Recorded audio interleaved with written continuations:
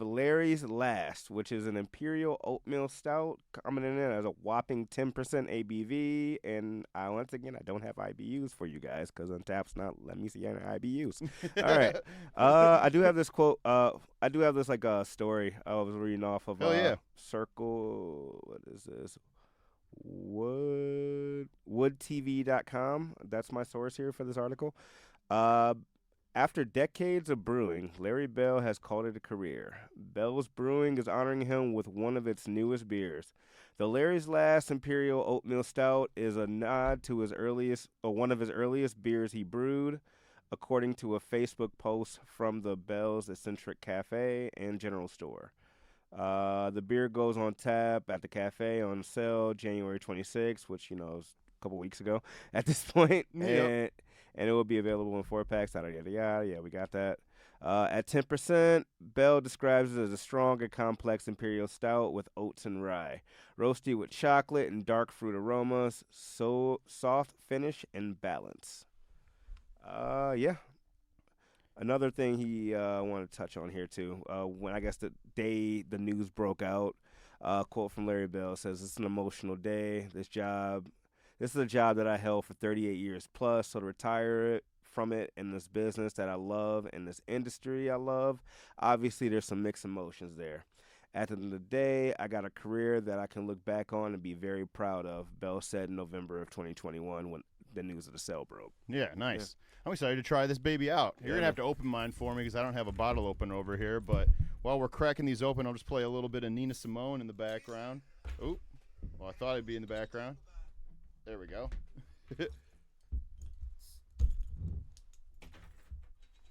Come on. Come on, phone. There we go. Cool. All right, let's try this bad boy out. Cheers. Cheers. Clinkies.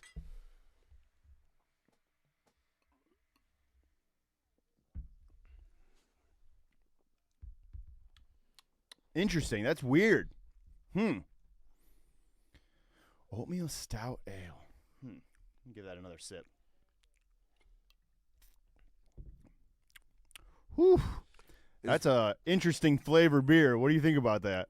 It's like really got like that dark like fruit, like almost like raisin or like dry grape like up front, and then it hits you with like that chocolate like creaminess. Yeah, and then it's like a really like nice carbonation on it too. Like we don't have glasses, so I can't like check out the head on it or anything like that. But it's definitely interesting for sure. Like it's not. Yeah, it's definitely got the oatmeal stout characteristics. As like I don't think I could order a pint of this at the bar. But I don't know. I don't want to like trash it. But I don't think it's my favorite type of beer. I'll tell you that much. Oatmeal stout. I mean, it's not for everybody. I like it around this time of year because it's fucking balls cold out right now. So, I mean, it's definitely got that alcohol warmth to it. I just don't know if I would order. This is definitely a 10-ounce pour all day. Oh yeah, for sure. I don't even think they probably pour this in pints. How much? What did you say the alcohol percentage was on this? 10%. 10%. Holy shit. Yeah. Yeah. I don't know, man. I think it would be better too if it was a little bit colder. Yeah, definitely. I mean, they had this in the warm section and had time to chill it. Although I do like oatmeal stouts a little room temperature, I gotta say, because that's where you get that's how you taste all the flavoring to it. Sometimes if it's too cold, it kind of dilutes it. Yeah. So. Yeah. It's cool to see. It's cool that they put him on the box though. It's nice to put a face to the name, because I never knew what he looked like before, but. Yeah, Larry's last beer. I don't want to rag on it because it's his last beer and everything. I mean, that dude's loaded with so much money. He's good. Yeah, he don't give a fuck about our opinion. Yeah, that's right. all that matters is I like all of Arctic Circle Brewing's beers. That's what I gotta say. 100%. It's not a bad beer though. I gotta say, it really isn't a bad beer. I just don't think I could drink a pint of it. Yeah, I would give it another shot, but yeah, it's definitely, I don't know, it's definitely a little strong for. It's got a little bit of a bitterness to it too. Yeah, it's definitely got it's got like that weird like stone fruit like aroma. Not aroma, but stone like that flavor up front, like it hits your taste buds, and then it like was weird because it goes like really chocolatey. So, yeah. I'll definitely I'll give it another try somewhere down the line, but I've been enjoying the IPA train that we've been on lately, and maybe that's why this one's just not hitting it for me as much. But you're not gonna like them all, so what are you gonna say?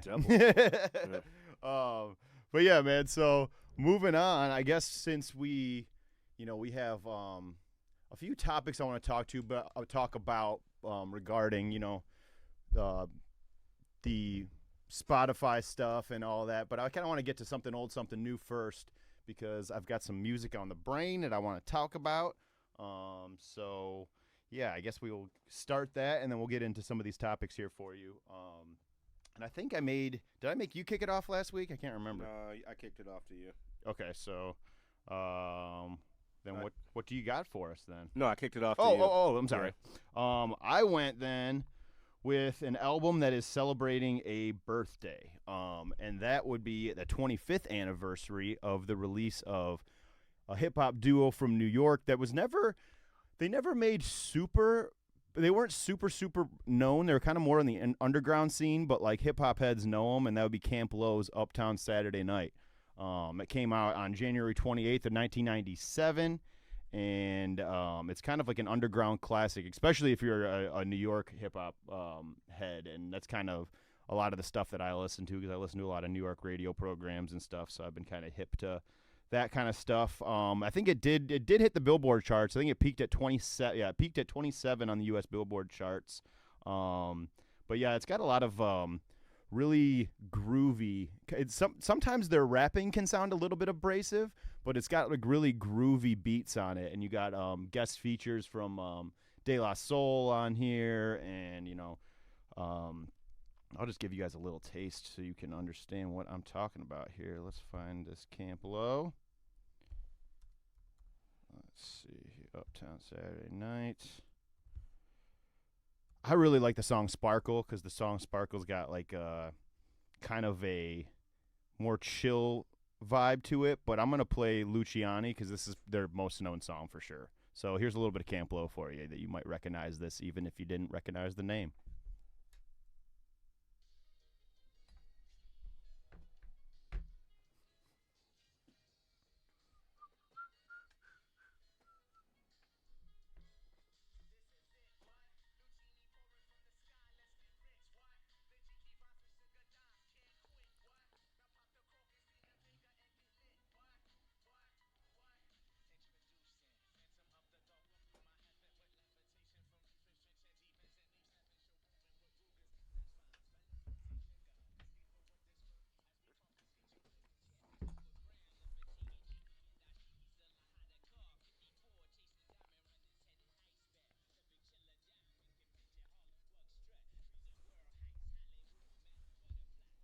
That's a little bit of Camp Lowe for you. Yeah, the album is hailed by a lot of like music critics and hip hop heads as a classic. A lot of if you look up some of the main people that were rating music at the time, a lot of them gave it like perfect scores or 8s or 9s, and it was kind of a lot of the critiques of it is that it was a nice, refreshing. At least one of the one here is from All Music says that it was a refreshing fusion of hip hop, soul, jazz. That it manages to avoid most jazz rap cliches while retaining street credibility. A worthy debut album. So shout out to Camp Lowe. That was my something old. E-Man? I didn't go that far in the crates. I went to 2016 here for my something old. Okay. Actually, an artist I really need to drop very soon, and we're going to keep it in the spirit of Detroit here. I decided to go with Danny Brown's Atrocity Exhibition. Ooh. Yeah, man. One of the craziest album covers I've seen, and on top of that, one of the craziest music videos, the single "Ain't It Funny," for instance. Yeah, for sure. Yeah. I'm a big Danny Brown fan. Seen him like 4 times. I really enjoyed this album. I feel like it didn't get enough credit to when it came out, and I feel like a lot of people kind of slept on it in a way. But I really enjoyed it throughout, like, because it kind of tells like a story if you really like listen from start to finish. Mm-hmm. I was thinking of playing. Actually, let's see what we got here. Yeah, it's cool because it's really like it really showcases how talented Danny is as an MC because there's some beats on here that it's like I it's always hard thought to rap Triple over. X was ahead of his time, for instance, and I always thought Danny Brown was kind of ahead of his like time, like because I feel like if he came out like say like if Danny Brown came out a little bit ahead of time, like say like 2015, do you think it would have made a difference? 2015, 2020. I don't know. I mean, Because he was like, I feel like a lot of his production, a lot of shit he was talking about was kind of ahead of the time. Yeah, definitely. I mean, he's definitely not your typical average rapper. You're not going to hear many people making music like Danny Brown. He's very unique and creative, and I think this album is pretty cool too because Atrocity Exhibition is kind of like his ode to the band Joy Division, who there's been a couple rappers that have come out about saying how they're inspired by them. They are. Danny's one of them. Vince Staples is another one. But yeah, Atrocity Exhibition is a Joy Division song by the same name. So it's definitely, you can hear the influence of their style of music in this album that Danny put out too. What song should I play for him? Go with. I forgot Kendrick was on here. Yeah, add features that Kendrick, Absol, Earl on the same song. Be Real on Get High. Mm-hmm. Kalia. Yeah. Go with. Let's go with Dance in the Water. Okay. Here's Dance in the Water by Danny Brown off Atrocity Exhibition.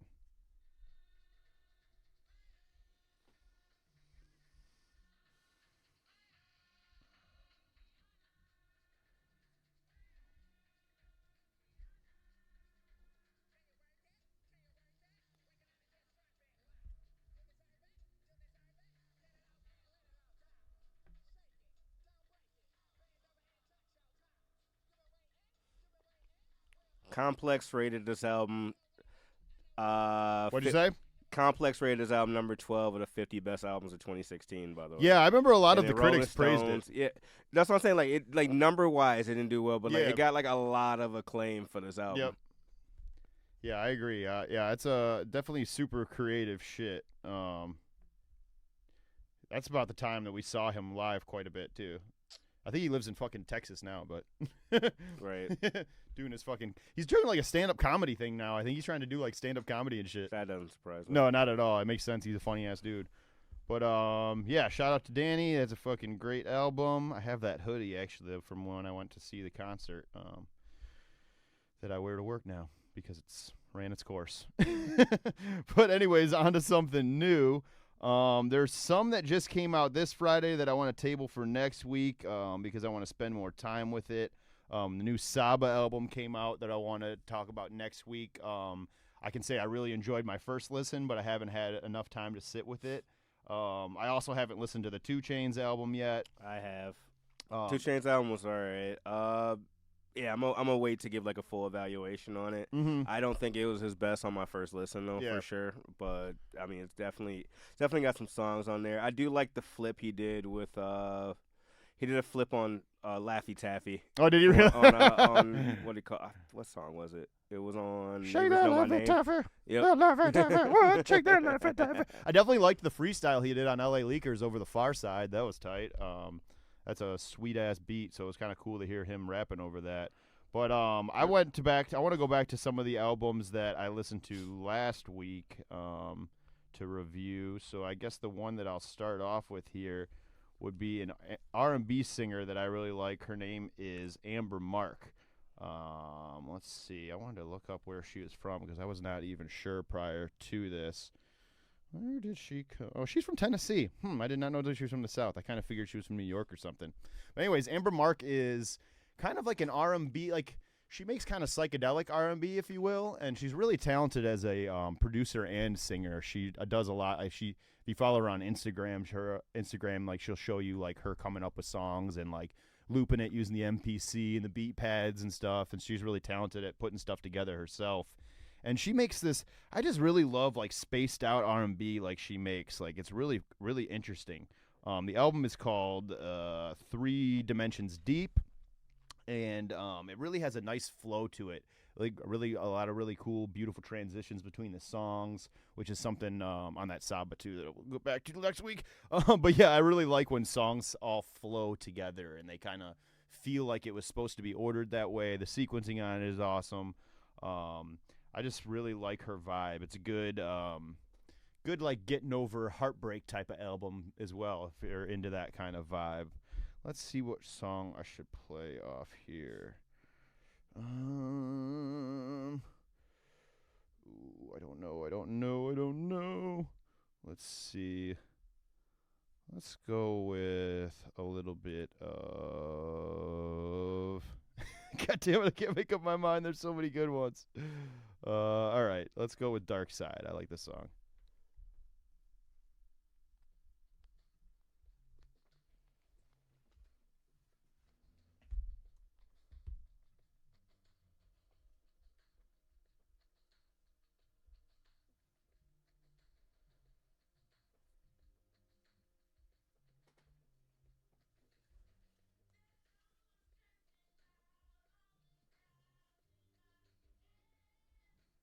Song almost has a Prince vibe to it.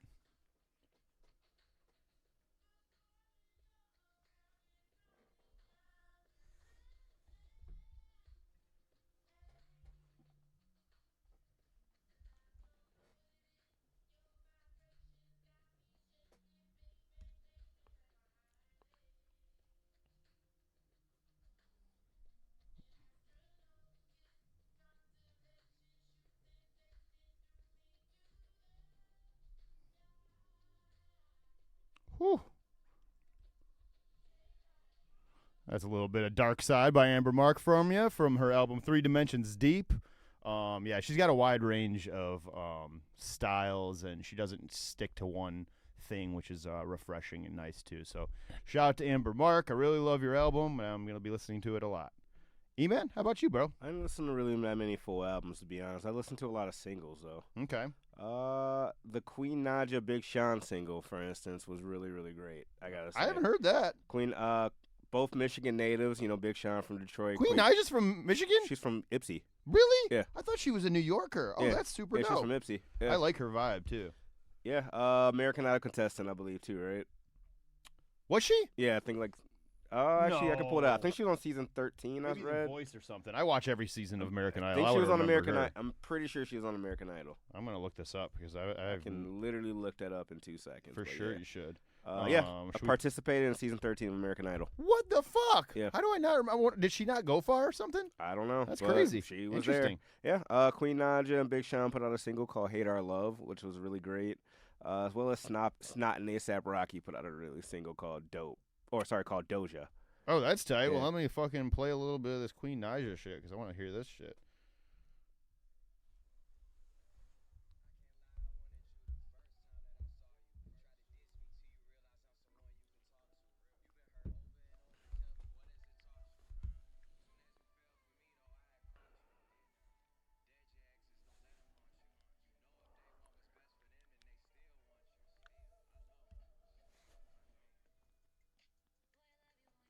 That's tight.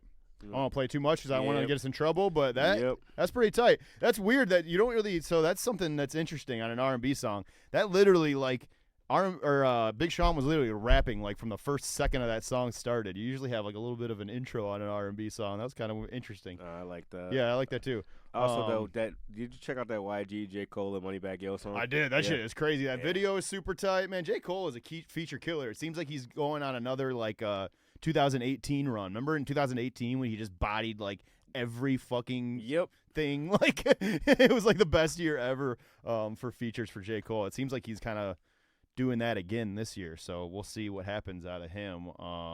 Should I play a little bit of that Snot one, or should we just? I mean, you don't have to. Let's see. Let me just pull it out. out. Dr. Dre and Eminem single that came out. Yeah, that one we should definitely not play because we will get flagged for sure. I'm just letting y'all know it was there. Yeah, did I listen to that? I can't remember if I listened to it. Is it the... Oh, yes, I did. Does it have, like, Busta Rhymes and a bunch of people on it, too? No, it's a different one. What did I... Oh, that doesn't have Eminem on it. There's a Busta Rhymes one that came out as well. It was like Busta, too. Anderson .Paak, Snoop. Dre, and Snoop. That's what it was, yeah. That's Lupe fucking got a sweet. single out. I had one more album. There was a artist that I had never heard of before. I think you pronounce it Eulajay. It's Elujay if you want to look it up. And the album is called Circumvent. I just clicked on it. It was one of those album art ones where I just clicked on it because I thought the artwork was cool on it. And it ended up being a really cool album. It's really like smooth, spaced out R&B as well, kind of in a similar vein. So I will play a little bit of this second track here called Pandemia for you. I don't know too much about him, so I can't offer you too much information on him other than I will be looking out for his stuff going forward. But here's a little bit of that for you.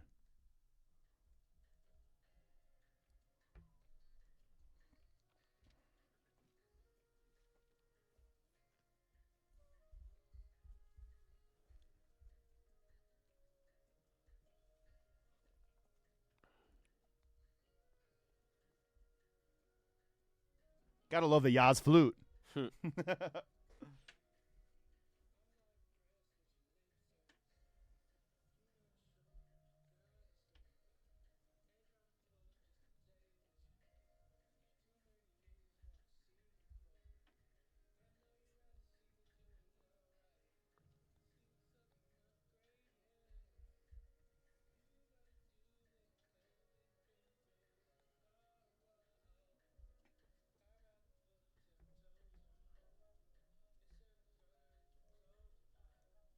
Yeah, I really like the production of this album. There's a lot going on musically. Like you could, if it was instrumental, you would enjoy it because it's just got like a lot of really cool instrumentation behind it. Like you hear like I was just making a joke, the jazz flute there in the background. But yeah, shout out to you, Jay. I'm gonna be paying attention to your shit more often now. Speaking of Cole killing features, did you hear this Benny track? Johnny P's Caddy? No. Yeah, Benny and J. Cole put something out. Oh, I haven't listened to that yet. I forgot about that. So, man, Benny is like, I don't understand when these Griselda guys sleep. Like, it just seems like they always have music coming out. It's fucking crazy. What is the track called? Johnny P's Caddy. Johnny P's Caddy. Should we play a little bit of it? It's fucking just a couple seconds, just so I can catch the vibe of it. I'll listen to it on my own at home, on the way home. Oh, I gotta turn it up, I guess. Oh yeah. Yep. Oh yeah. He's gonna float on this beat. Yep. Both of them.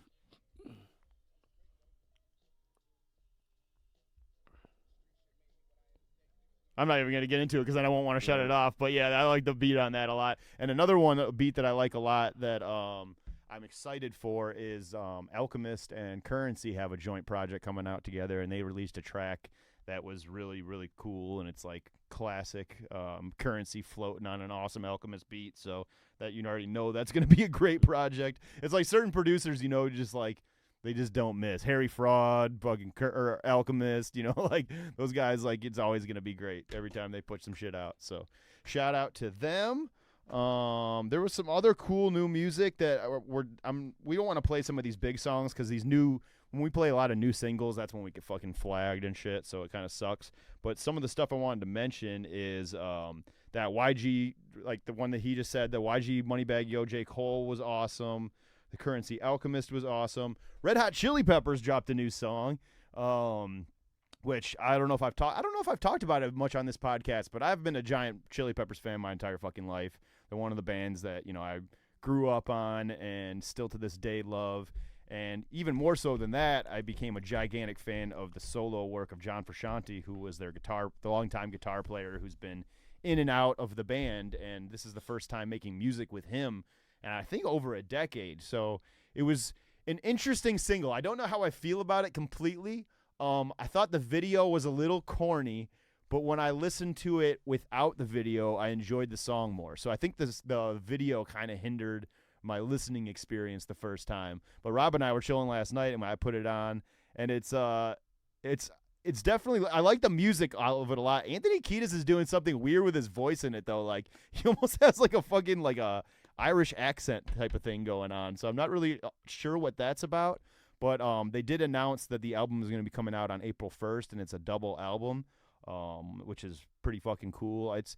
I really get inspired when I watch, like, I like following Flea on Instagram too, because like him and Anthony Kiedis are like, I think John's young, like significantly younger than the rest of the band, but Anthony Kiedis and Flea are like 59 years old now. So like to see them still have that much like passion about playing music together when they're like, they've been putting out music together since the mid 80s It's pretty fucking cool, dude. And I think that's pretty commendable to stay together for that long. I think it's pretty sweet. Similar age group. Did Korn just put out a fucking album? Dude, I just saw that on my thing, too. Like, you know what? All right, so shout out to my boy Ryan. I saw a clip that he was at where Korn was opening for System of a Down this past weekend. Dude, I saw clips of that, too, and System looks so dope, man. I can't.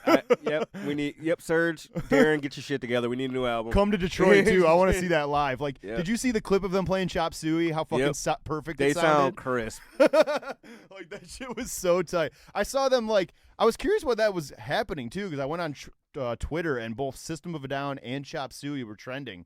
And I guess it was some kind of, like, did they lead, like, a festival or something? Was that what it was, or was it just a solo show? I think it was them and Korn. It was them and Korn. Wow, I think Korn opened for them. Damn. Yeah. I would love to see System of a Down, dude. I seen them. Oh, you saw? Great. I already saw System of a Down. Yeah, they're amazing live. Truly jealous. They're amazing live. Yeah. Who opened for? Those the Melvins and. Oh, you know who it was? Before the dude passed away. The Deftones. Oh shit! Yeah. Really? Oh, I forget who died from the Deftones. It was like the lead singer. The bass player. No, the lead singer's still alive. The bass player died. I forget his name though, which is terrible of me. But damn, Deftones would be fucking awesome to see too. They're another one of those bands that like has put out great music in their in their second act, if you will. Like older, like they even like what was it? What was that album from? Like it was like 2012, I think. Like Diamond Dogs. Oh, Diamond Dogs. That shit was sweet. Deftones are awesome, man. I saw the Jackass movie before we got here. Oh, did you see it? I okay. Solo, saw it. I heard that it fucking gives Euphoria a run for its money on the male nudity. It's a lot of dick. It's a lot of. It's a lot of. That should be the name of the episode. There's a lot of favorites in there. My favorite is you know how they go ahead and prank each other and stuff like that. Oh yeah. Tyler the Creator caught the shit. Oh, he caught it quick. He goes like, I am way too smart for this, Johnny. I'm really excited to see it. I wanted to see it today, but I was like, man, I just want to enjoy a nice lazy day off, but. I definitely want to see that. They're promoting the fucking shit out of it. Holy Christ. It was great. It's a lot of dick, gotta say, but it is pretty great. So out of the cast members that are the original cast members that are in it, who do you think went the hardest? Who got it the worst? Who went did the honestly craziest shit? Pontius got it pretty bad. Yeah? Wee Man got it pretty bad too. Like a lot of people that didn't get it bad traditionally got it bad this one. I heard Steve-O goes pretty above. Steve-O definitely got. Actually, you know who really got it for me? Who won? Fucking Dave England. Oh, dude, he's always been one of my favorites. He's so funny. I'm gonna just give it away. So there's a stunt in there where he like gets hit, like the original stunt of him getting hit in the nuts, but then they take it a step further, and then they have like professional like athletes come in and do their shit. So they had I forgot the heavyweight champion of the UFC, but he came in just socked him in the nuts. The fucking softball. Like the fastest softball pitcher in the world, she just fucking chucked like a softball at him. PK Subban fucking came and just took a hockey puck to him. Oh like, my god, dude! It just like went over and over and over again. I hope somewhere out there that Bam Margera is safe and okay, because this has got to be probably a pretty hard week for him. Dude. Jasper's dad is involved in this movie too. Yeah, all the Odd Future guys are in it, aren't they? Yeah, all the Loiter Squad guys, right? Yeah, well, Lionel, I didn't see Lionel. Well, he's at the end, but you don't really see him in there. But yeah, but they had Jasper's dad involved in the stunt, which was funny. It's cool to see Eric Andre join forces with them too, because he's kind of that makes same sense. cloth. You know, makes sense. Totally makes sense. Yeah, they are definitely promoting the shit out of it. I've seen like all the guys. Oh, dude, shows. What's the female cast? Rachel Wolfson. Like I have no idea. I didn't know that. She got a couple that were pretty funny too.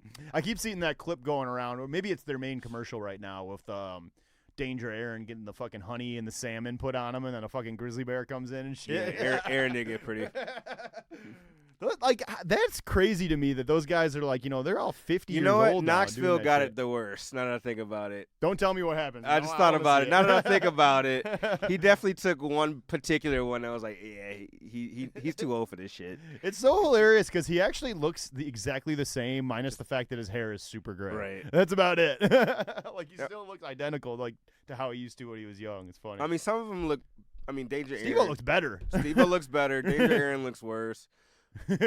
Preston's still Preston. Preston's still Preston. Wee Man looks the same pretty much. Yeah, that's pretty awesome though. Shout out to them. Yeah, and then holy shit, man. It has been what a week for a spot or a couple weeks for MGK is fucking hilarious. Oh, and I gotta he's say, good in it? Yes. Oh, cool. That's Speaking good. of which, MGK and Willow put out a song. I do want to check it out just because it's Willow Smith. But yeah. Speaking of them, dude, I don't know why this reminded me of it. MGK did. Oh, might be because he played Tommy Lee. That's why. 'Cause I just started watching the Pam and Tommy show with Sebastian Stan. yeah, dude, it is another one that the male nudity will trump all of this. Like, he literally has a conversation with his naked penis in the show. I didn't get that far yet. I'm only on episode like 2. Look, I'm pretty sure the dude that plays